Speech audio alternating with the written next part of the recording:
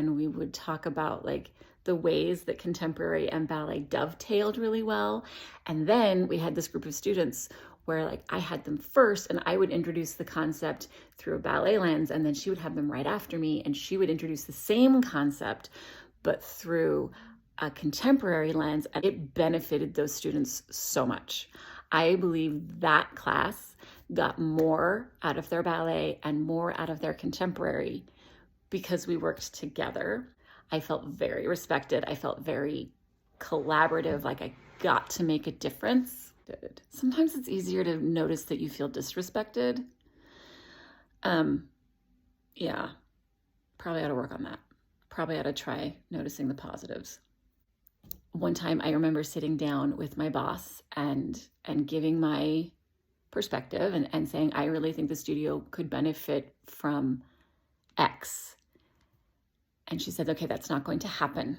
And the reason is above your pay grade, which sounds kind of dismissive, but it didn't feel dismissive at all. First of all, I didn't just walk in and say, I think we should do X.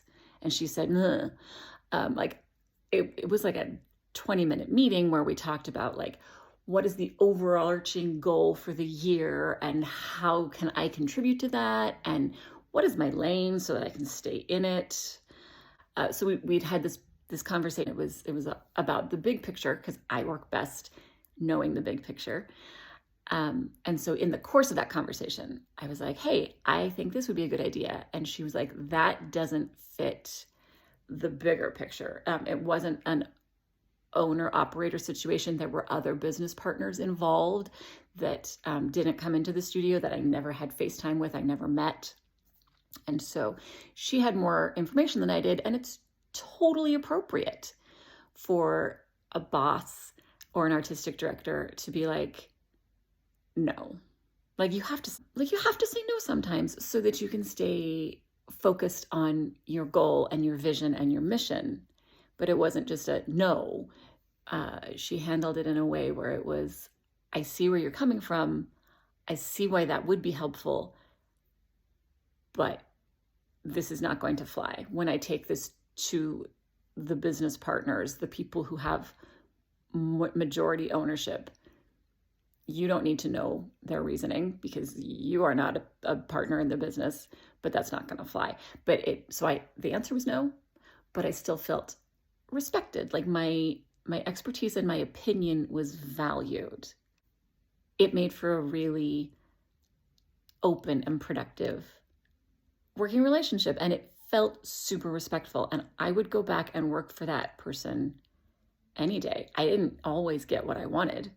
I definitely didn't always get what I wanted. Like one time they had to do a dress rehearsal, same studio, same boss. They needed to do a dress rehearsal, and I don't remember why I couldn't be there. It couldn't have been a dress rehearsal. It must have been an in-studio run-through. But I couldn't be there, and I got a very, very sweet text that said, hey, sweetheart, this dance with the level ones is a train wreck. So we redid it. I'll send you the notes. Thank you so much for working so hard with them. Which, if you didn't already have a relationship with the person, like, yikes. I was a little bit like, oh my gosh, does she think I'm bad at my job? That wasn't it at all. It just, like, yikes. Sometimes when the studio run through is the first day back to dance after spring break, train wrecks happen. And that's what it was. But because we had this relationship, this working relationship, where I felt like she really saw the work that I was doing. Like she didn't toss that, like, thanks for the work you do. She didn't toss that on at the end because some business book told her to. She really saw that I had been working with these kids and we had made progress, and then we had forgotten it all over spring break, so we needed to redo the dance. That's okay. Like, it wasn't at all offensive because my work and my contributions got acknowledged. So if you are in the position of being the odd one out at a studio, I think you should really take some time to think, what makes you feel respected? How can other people show you that they respect you? And then can you communicate that to them? Can you say, hey, these kinds of behaviors are really meaningful to me? it gets really lonely to just be the odd teacher out where everybody is having comfort, like, especially in a studio where you're the only one that teaches your genre. I'm speaking as a ballet teacher who's been the only ballet teacher in a jazz studio. I'm certain that there are plenty of people who've taught in ballet studios who can resonate with this. It gets really lonely. If the other teachers are getting together and talking about plans, it's really nice when you can loop in the other person. Like if I was at a ballet studio and we were coming up with a year-long plan to work on feet, or a year-long plan to work on alignment or whatever, and we had maybe a hip-hop teacher who came in once a week, yeah, we should clue the hip-hop teacher in. Do I know how a hip-hop teacher would help us with our students' feet? Nope, I don't know. Hip-hop is not what I'm good at. But if you bring the outsider teachers in and you stay open to their contributions, that benefits everyone.